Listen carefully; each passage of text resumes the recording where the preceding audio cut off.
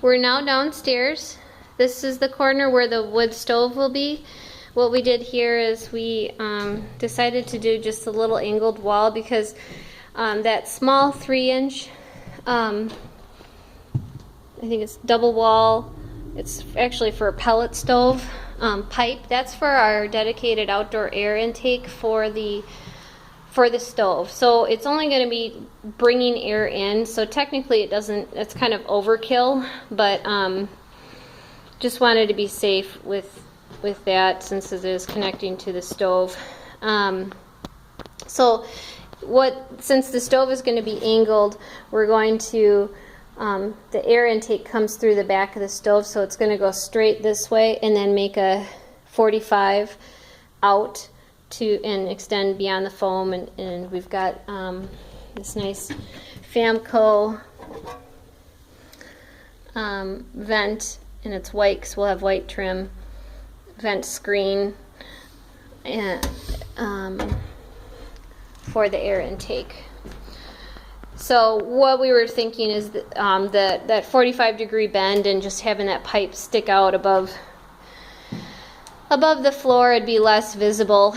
We had evaluated different options with running it below the floor and up, and running it up became more visible. Running it down made me nervous if heat ever did suck back out through the system, that having the hot coals at the bottom there in the floor seemed a little more risky. So that's what we're doing there. And then hubby built that small wall. Our fridge will be on the other side of that. This is the kitchen area. We'll have probably way too many, but 6 can lights, so it'll be plenty bright there. They'll be LED. This is where one of our 2 itty bitty backup electric wall heaters will be. Actually, I like how itty bitty it is. I wouldn't want it bigger because we're never going to use it, or I don't think we'll use it. Here is our beautiful back door. This will eventually we'll have a screen porch off the back, and I'm just going to show you how this works. Again, this is another Wasco entry door for the back door, which whatever. They have these beautiful chrome looking handles. This is the lock. To open it, you just push down. Again, look how thick this is.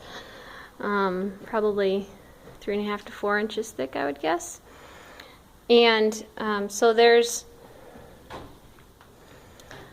we ended up doing a 1-inch thick. We used some old rim board and cut it to fit the width of the door frame, and did some quick fast flash to seal that all up.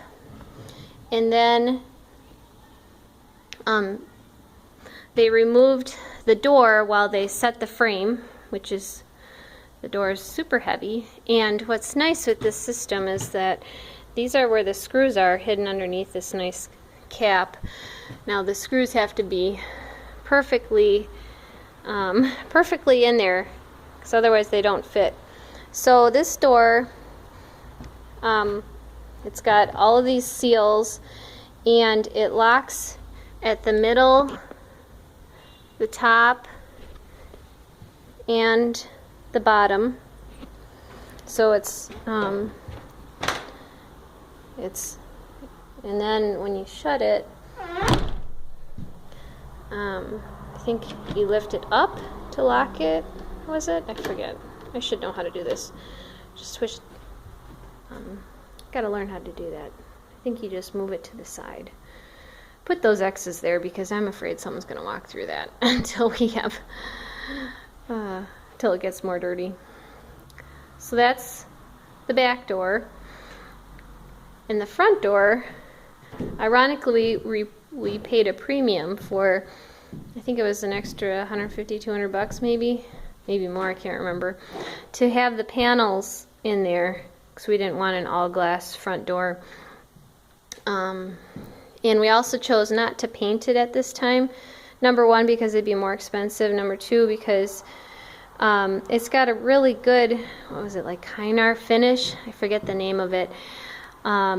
Super heavy duty finish, and it seemed a shame to sand all of that off to paint, to repaint it.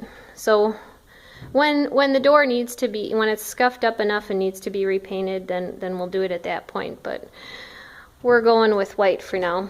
So same thing here.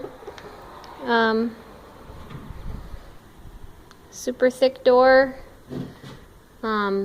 Even without having the perimeter all sealed up, it's amazing how much quieter it is in here with the windows and doors. So that's our Tyvek we'll eventually be placing on the outside. We're doing 2 ceiling fans, one in the dining room and one in the living room. And then the only other thing to note here is upstairs, we're doing a condensing dryer, so there's no duct. In the kitchen, we're doing a recirculating vent with charcoal filters that we'll have to replace every once in a while when it gets gunked up. So we don't have any opening for that vent. There will be an HRV exhaust vent that'll be further from the stove, which that blue box there is where the microwave vent will be. So the HRV will be on the left side here, furthest from the stove. There will be the booster switches and stuff over in that area, so that the HRV can be increased, the rate can be increased while we're cooking if we need to. Same with the bathrooms. There will be a booster, I think it will be kind of like a timer type scenario, that you can increase the ventilation in the bathrooms after a shower, going to the bathroom, and so there's no bathroom vent either. So we are trying our hardest to minimize all openings in the house. Downstairs we have, as far as openings to the exterior, you'll see that hole up there. That is where the wire for our can lights in our front porch will be. And then we'll have the wire for the outlet boxes coming out of the house. We'll seal that on both sides of the house, and then there'll be a hole for the wire for the exterior light on the back.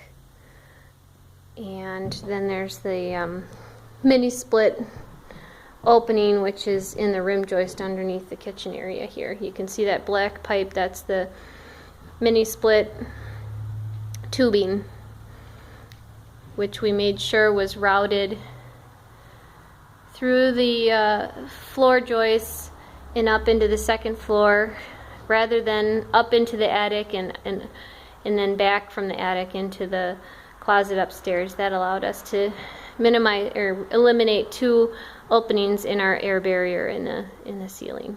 So that is the second floor. Very exciting. Goodbye.